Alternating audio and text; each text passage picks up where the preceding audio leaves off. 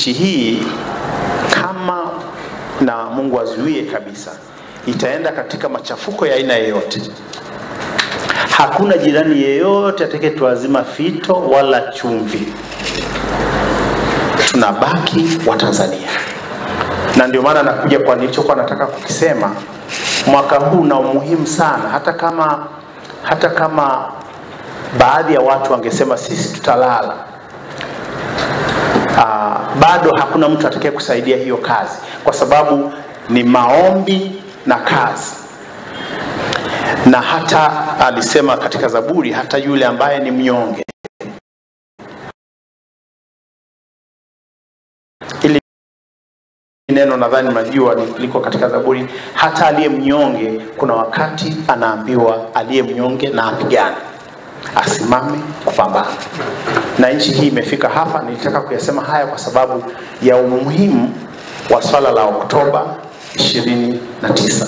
Endapo God forbid nchi hii ikaingia katika machafuko, hautakaa uamini moja, mporomoko wa uwekezaji in trillions, kwa sababu wawekezaji wanaoleta pesa nchi za watu ni imani tu, imani aliyojenga baba wa taifa Nyerere na wale waliofuata. Mungu ametutengenezea misingi fulani ambayo imeifanya Tanzania iitwe Tanzania. Kama tutaruhusu mwaka huu watu wanaoenda kutiki wanatiki, wanaotoka wanatoka, baadaye wale wanaotoka wanataka kupambana na wanaotiki, ikatokea vurugu, nchi hii hatutakuwa na nchi ya akiba. Kanisa halitakuwa na watu wa akiba. Na ndio maana nasema kuna umuhimu tu kukaa tujadiliane, kuliangalia hili jambo katika mapana yake. Tulinde kwanza Oktoba hii, asije akatokea kijana miongoni mwa vijana ambao tunawaongoza katika imani akaumia kwa sababu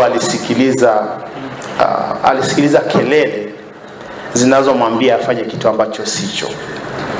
Kutiki, utatiki unapoona, lakini kuondoka kwenda kupiga kura ni takwa la kikatiba.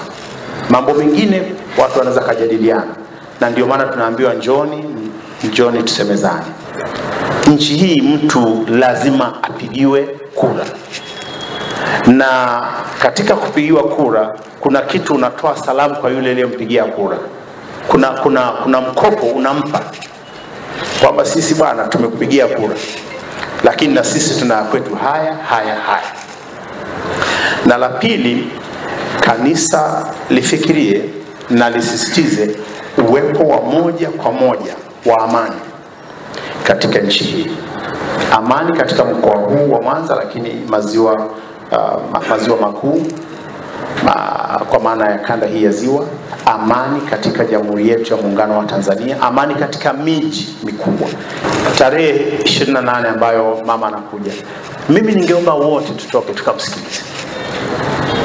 Toka nyumbani twende tukamsikilize mama anasemaje. Ukikaa pale na wachungaji maaskofu mkakaa na vile viti vyenu vya mbele, tumsikie, tuwepo.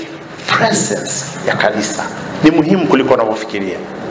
Presence ya kanisa pamoja na jamhuri ni muhimu kuliko mtu anavyoweza kufikiria.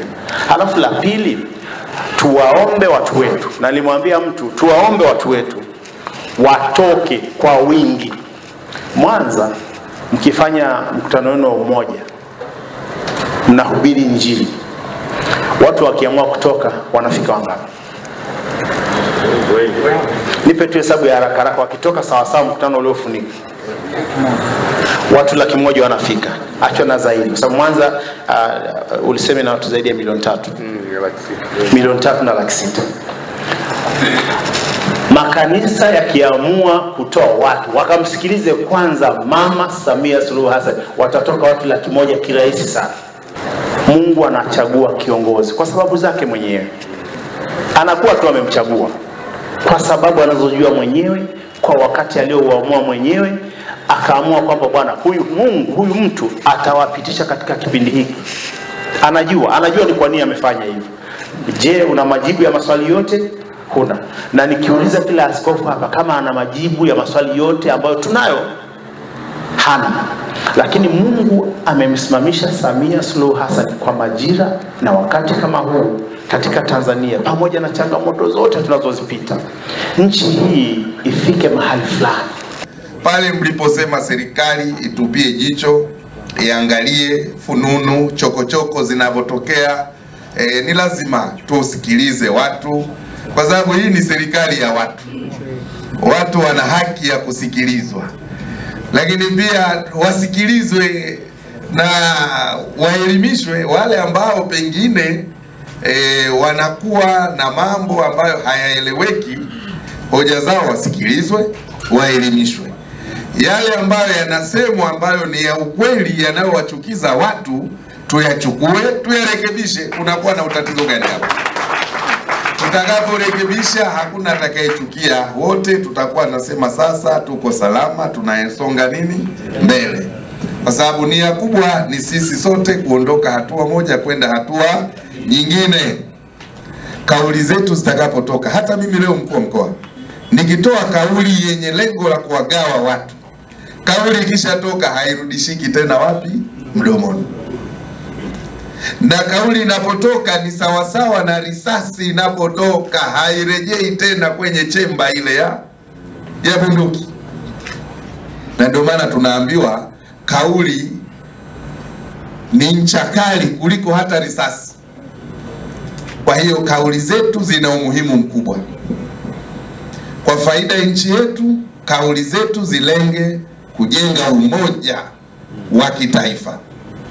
Sasa mimi sioni mahali pa kiongozi wa dini kukaa sehemu katunishia misuli serikali, ukapambana, ukaita viongozi na ni vyombo vya habari kama hivi, ukaongea mambo ya kukashifu serikali na mambo ya hovyo hovyo, na yaita ya hovyo hovyo ni ya hovyo hovyo kweli, na yanavunja heshima. Mzee kama mimi na hizi hivi nikae niite vijana hawa nifanye press conference kuchambua serikali na kusema mambo ya hovyo, nikiwaita ni sifu serikali na niseme mambo yanayopendeza serikali.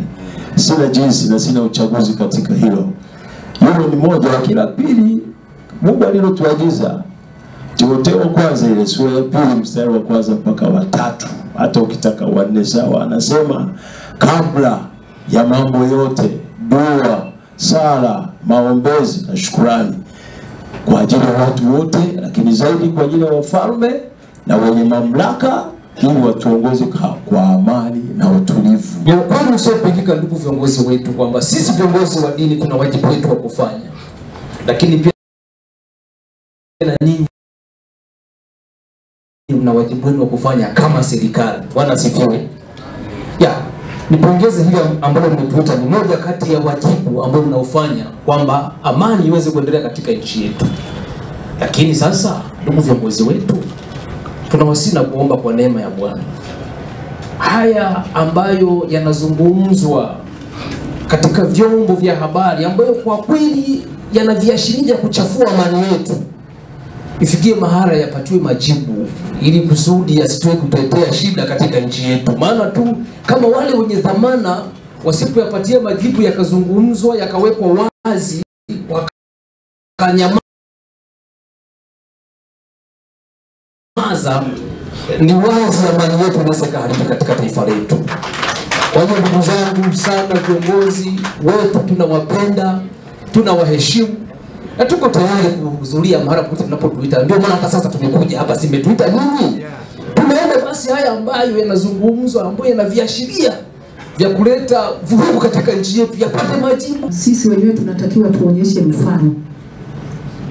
La pili, sisi kwa sababu ni watumishi wa Mungu, tukisoma ile Waebrania 12 ule mstari wa 14, neno la Mungu linasema kwamba tafuteni kwa bidii kuwa na amani na watu wote.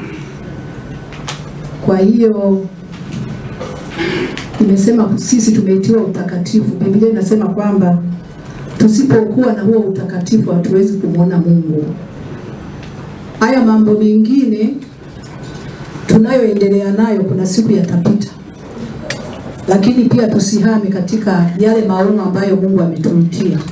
Kama mimi nina ndoto juu ya maisha yangu, juu ya familia yangu, kama wewe una ndoto juu ya maisha yako na juu ya familia yako na jamii yako, lazima ufikiri tofauti juu ya kujenga ile future iliyo mbele yako, ili kusudi ndoto zako zitimie. Kwa mfano sasa tuseme tunaingia katika uchaguzi.